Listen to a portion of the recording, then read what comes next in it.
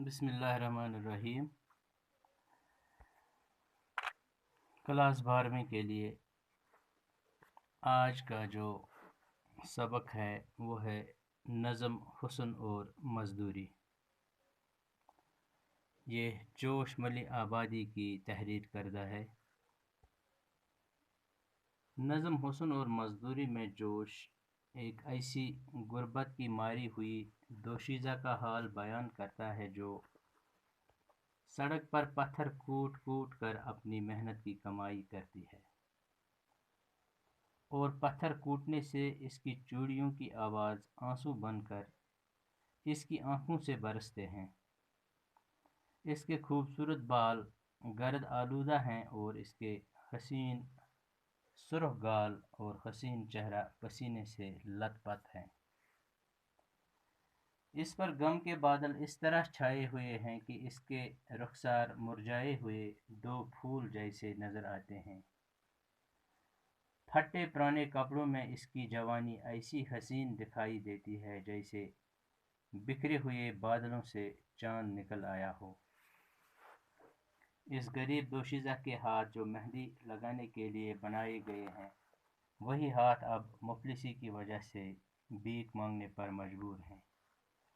غرض جوش اپنے ملک ہندوستان کی غربت اور افلاس کا مشاہدہ کرنے کے بعد دوشیزہ کو مرکزی خیال بنا کر اس کی مفلسی اور غربت کا رونا روتا ہے، اور اس حالت سے نجات حاصل کرنے کے لیے متحد ہو کر جدوجہد اور مقابلہ کرنے کی ترغیب دیتا ہے تاکہ اس بدترین افلاسی اور ناداری کو ہندوستان سے نکال دیا جائے۔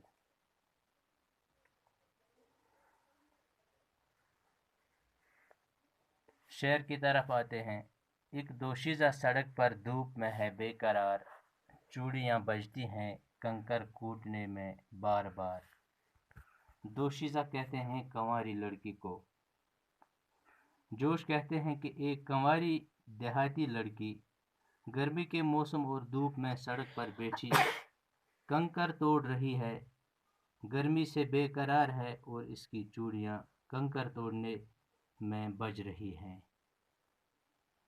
چوڑیوں کے ساز میں یہ شور ہے کیسا برا، آنکھ میں آنسو بنی جاتی ہے جس کی ہر صدا۔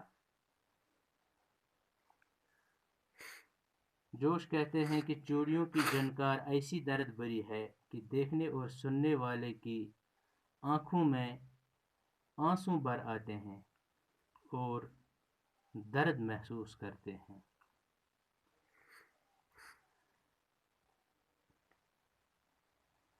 گرہ ہے رخسار پر زلفیں اٹی ہیں خاک میں، نازکی بل کھا رہی ہے دیدہ غمناک میں۔ فرماتے ہیں کہ اس دیہاتی لڑکی کے گالوں پر گرد پڑی ہے، گرد ہے رخسار پر زلفیں اٹی ہیں خاک میں۔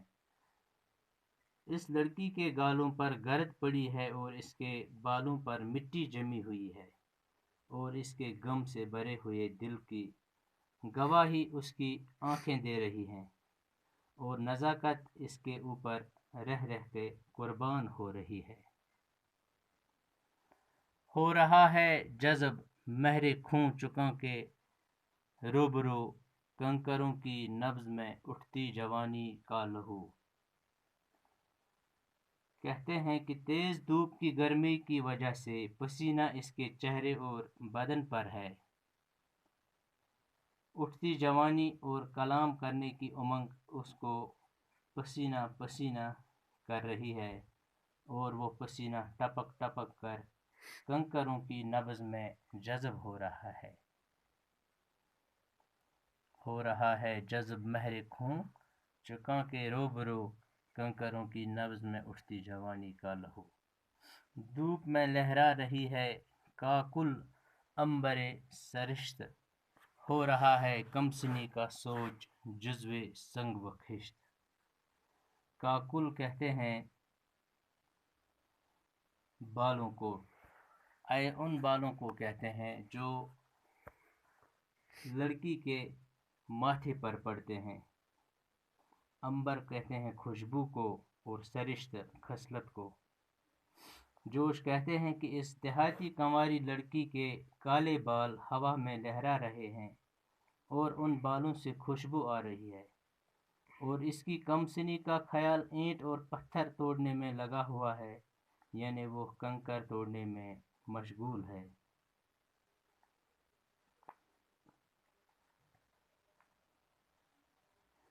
पी रही हैं सुर्ख किरणें महरे आतिश बार की, नरगिसी आँखों का रस्मय चंपई चंपई रुखसार की। जोश कहते हैं कि सख्त धूप और झुलसा देने वाले सूरज की किरणें इसकी मखमूर नरगिसी आँखों का हुस्न और गुलाबी रुखसारों की रौनक को कम कर रही है और उनकी खूबसूरती का खून पी रही हैं। गम के बादल खातिरे नाजुक पे हैं छाए हुए, आरिज़े रंगी हैं यादों फूल मुरझाए मुरझाए हुए।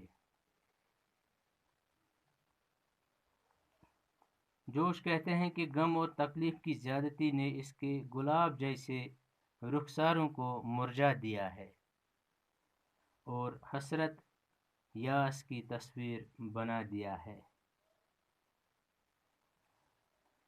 छेतड़ों में दीदनी है रोए गमगीन शबाब, अब्र के आवारा टुकड़ों में हो जैसे माहताब।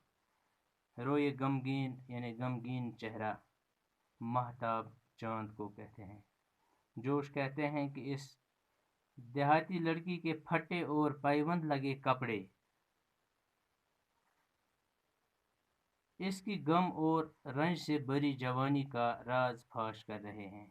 ऐसा मालूम होता है जैसे अबर के इधर उधर खेलने वाले टुकड़ों में से बदली का चांद जाहिर हो।